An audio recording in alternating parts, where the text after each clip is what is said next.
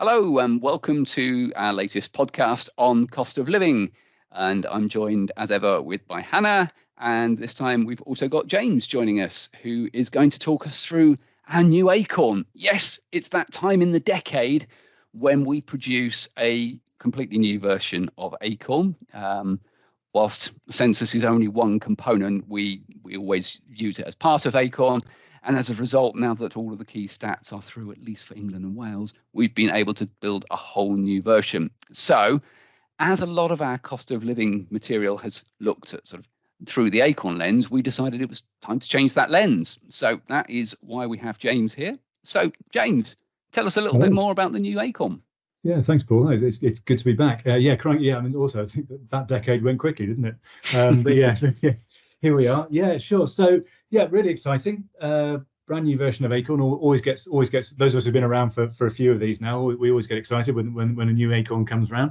But yeah, no, I think a risk of turning this into a massive technical discussion, just to say, look, there's an awful lot of work that's gone into the background. You mentioned the census, but obviously this is all about the other data sets that we've been bringing together, to build the classification. And then also, I mean, an incredible amount of exciting stuff going on in the background with data science and new mathematical techniques and stuff to build a really exciting new classification. So what we've got, and I can share with you here. What we've got is new Acorn. So same sort of approach in terms of that hierarchical classification. So we've still got categories, we've still got groups, we've still got types, but the numbers have changed. You may notice we've got one more category now. So we've got 7 categories. We've got four more groups, up to 22 of those, and then 3 more types, 65. So those of you who work at type level got a little bit more to work at. But no, I think some really interesting definitions in there. But obviously it's for users of Acorn to go in and dig in and see where the differences are. But some nice stuff in there. We've actually, in terms of our category, the new category, as it were, or the extra category, is really drawing out those luxury lifestyles. So really trying to pull apart some of the sort of very different communities we've got, sort of up in that end of the wealth scale. And then thinking about more carefully how we categorize some of those other households beneath that in terms of the levels of affluence and the life stages and things. So as ever, we've always tried to keep the naming descriptive without being pejorative. Hopefully the names will bounce out, what words like exclusive addresses or settled suburbia or family renters might mean. But yeah, no, it's all very exciting. Thanks for that, James. It's really interesting. And very much kind of got used to the old Acorn groups, and still trying to get used to the new Acorn groups. I guess, what does all of that mean in the old language?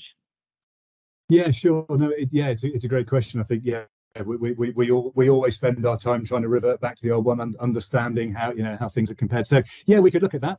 We can have a look at that, and as you can see here, it's interesting how it's simpler to do this at category level. I'm sure we could do a version at group level, but yeah, just interesting to see how some of those play out. And just to sort of clarify, what we're looking at here is we're looking at the percentage of the old categories on the vertical there on the left hand side, and kind of where they've gone. And I think you can clearly see that the old affluent achievers have been very much split across the luxury lifestyles, that established affluence, and even the thriving neighbourhoods. So we've really tried to break out what we'd rather sort of amorphously described as affluent achievers. We're trying to break those out, as I say, into that sort of key luxury lifestyle group, and then established affluent and thriving neighbourhoods. And then I think the other one is in rising prosperity, about how we've been able to, with the new data and the new ways of playing around with it, which is a rather reductive way of describing advances in data science, but nevertheless, we've been able to take those areas and really understand what those key characteristics are and split them across again the luxury lifestyles, that established affluence, and thriving neighbourhoods. So you've got a bit of a mix here between better classification, better data, and I think that also particularly plays out even down amongst the stretched society and low income living, about where some of those households have come from. Even you can see there that 23% of rising prosperity we've reclassified as stretched society. So there were some real sort of divergences, within those neighbourhoods that we've been able to pull out and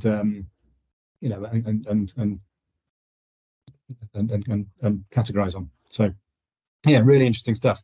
Okay, so bringing it back to the cost of living, I guess, what does that then look like in terms of disposable income? Because obviously we've looked at charts before on this podcast where we've seen how that differs by Acorn Group. How does that look for these new groups that have come out? Yeah, no, really interesting, really interesting. If we take a look at that now, you can see how when we map out disposable income, about where those groups sit in terms of where their key expenditure is coming from, you can see some really interesting patterns coming on here. And again, the key ones stand out in terms of particular groups that have got the higher levels of disposable income already, so essentially have a little bit more insulated from the cost of living, and that often, as we've seen before, often goes on demographic to life stage lines. So you can see some of the things like mature success or semi-rural maturity or stable seniors have got those higher proportions of their income still disposable, whereas those younger groups like the metropolitan surroundings or the up and coming urbanites or cash-strapped families have got, because of the higher living costs, higher fixed costs with housing, etc., have got much lower levels of disposable income to start with. And I think actually if we highlight that specific housing cost, about where that comes, where that sits, you can really see how that's driving some of those percentages. And of course, that's really where a lot of the focus is at the moment, with interest rate changes and how that's impacting on mortgages and rents. And you can see the groups that impact there. Just thinking back to the previous podcast when you were talking with Jamie in all that detail about mortgages and how that's playing through, how that's impacting people's cost of living. Well, you can really see it here at the Acorn groups. Okay, so sort of calling out a few of them, are there any that sort of, you want to drill into a little bit more to understand? So things like up and coming urbanites, they seem to have very high amounts that seem to go on housing. What do they look like?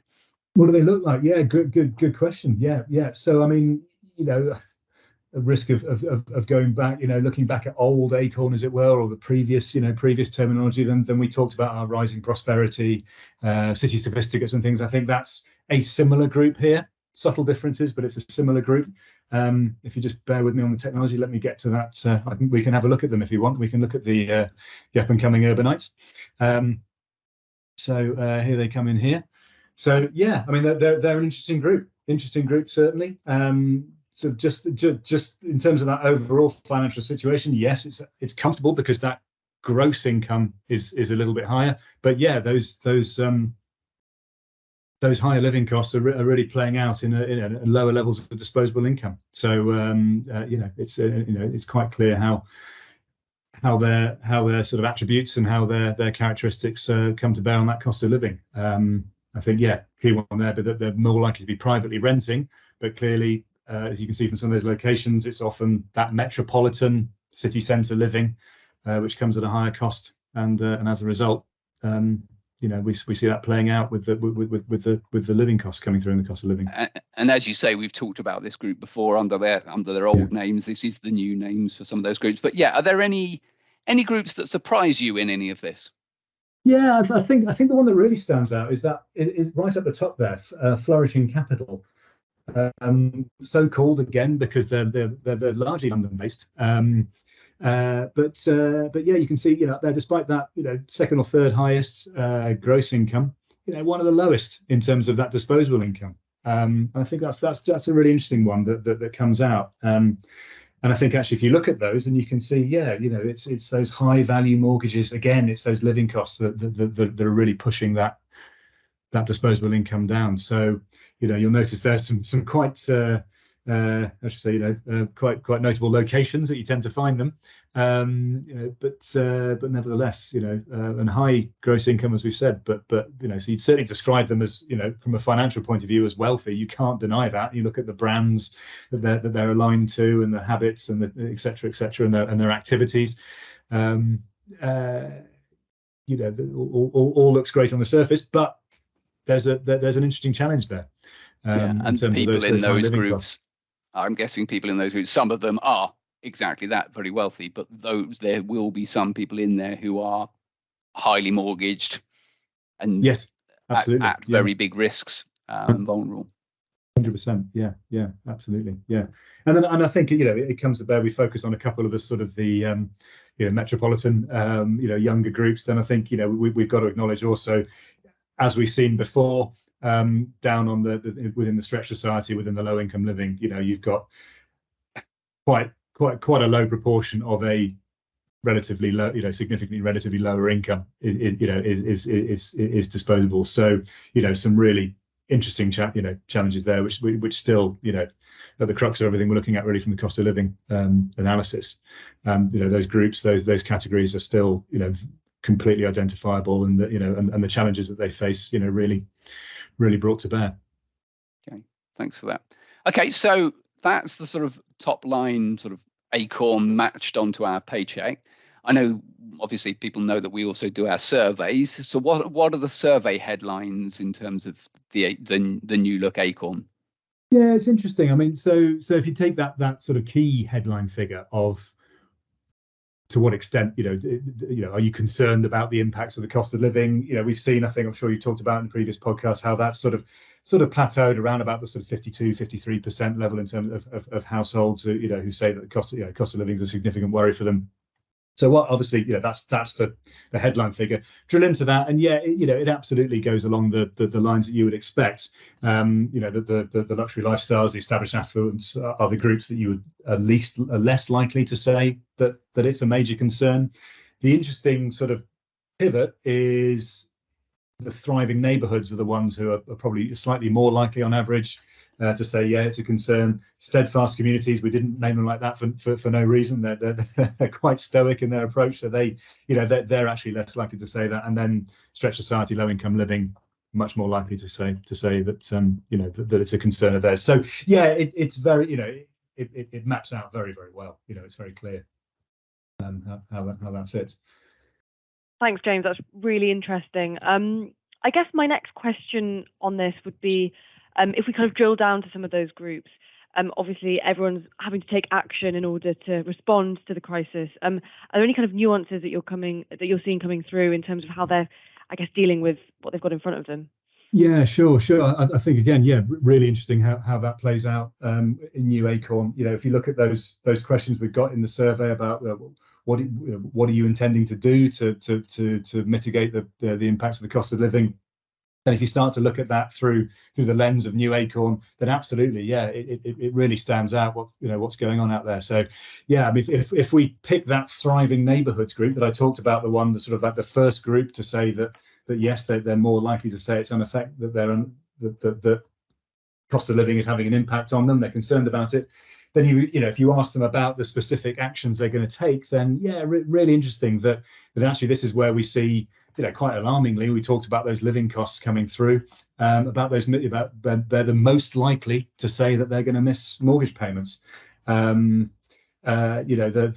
also the most likely to say that they're going to have to draw from their savings to do this. So this is sort of a group for whom the cost of living is despite being sort of slightly further up the income scale, they're a group for whom the cost of living is a real issue for them. Talk about a little bit less likely to about missing payments on rent, interestingly, despite there being quite a mix within this category of rents versus mortgages, and then also not wanting to miss payments on utility bills, but I think also just moderating their behaviour of switching to cheaper brands and what have you, and buying fewer luxuries or deferring those bigger purchases. I talked about I can't help want to show you. I talked about the steadfast communities and the rock of the rock of middle England, middle UK, whatever. But I mean, you can actually see with these guys. Really ardent in the fact that they're saying that won't be missing utility payments on utility bills, not going to miss payments on mortgage or rents, not switching to cheaper brands, might be thinking about tightening their belts by deferring some of those bigger purchases, the car, the holiday, the furniture, whatever it may be. But the rest of it, they're not likely to want to move to change their behaviours. But then I think you move down to that stretch society, low income living, and some of these statements are quite stark in terms of thinking about missing payments on utility bills, missing payments on rent. These are the decisions that they're going to have to make. I think the one that perhaps really stands out here is the sort of relative, almost by absence, the fact that those bars aren't very high on the switching to cheaper brands. And actually, that's because these are the groups, the categories where they haven't got the option to, because they already have. and there actually isn't an awful lot more that they can feel they can do in that front to mitigate that, the cost of living impacts. So yeah, I think, really stark how that comes through, and really clear, in new Acorn. So really encouraging from that point, from the point of view of the classification. But yeah, but as times, I think, for with those the previous segmentation, it's these are the groups that we need to be the most concerned about, and definitely need the most support, I think. Absolutely. Yeah. Okay, thank you. No, really useful. So yeah, ultimately today was about showcasing how we're now migrating across to new Acorn, from now on known as Acorn, as opposed to old Acorn. So yeah, future podcasts will use that as the new language. So hopefully today has helped you reset that. In terms of next podcasts, you may have, those with sharp eyes will have noticed that the survey results that we've just quoted there date from our last quarterly survey in May. They are out in the field, I think, as we speak, doing the next survey. So watch this space, that we will be on the next podcast showing the new results to give a real understanding of how people are behaving now. And Hannah, I understand that you've changed some of the questions as a result of sort of what's going on in the market. Yeah, exactly. We've kind of had a look at what's interesting at the moment, and we've kind of tweaked the questions that we're asking kind of consumers across the UK. So one of the things is we're going to be talking to consumers about their perceptions of travel, and how they're modifying their domestic and their international travel, and potentially modified that behaviour over summer, if at all, of course, in response to some of these cost of living challenges. So really looking forward to seeing the results from that. And the other one is that we know from a kind of macroeconomic level that we've seen big changes in spend, people modifying their spend, potentially less on some retail categories and some more on certain F&B categories. So what this survey is also trying to do is understand why. Why are people reprioritizing their spend in that way? And we really want to kind of get under the surface of what's motivating people to do that. So that's what we're going to cover next time. Brilliant. So yeah, that's the next podcast. And then after that, we are considering getting views of clients on the podcast. We'd love to put one of you in the not so hot seat. So please, if you are interested in doing that, please either get in touch with either any of us or your account manager. It would be great to hear what you are seeing at a sort of client level. Obviously, we're aware that you may need to get clearance to actually speak on behalf of your companies as well as yourself. But if you are able to do that, we would love to hear from you. For today, so best wishes and speak to you soon. Thank you. See you again. Bye-bye.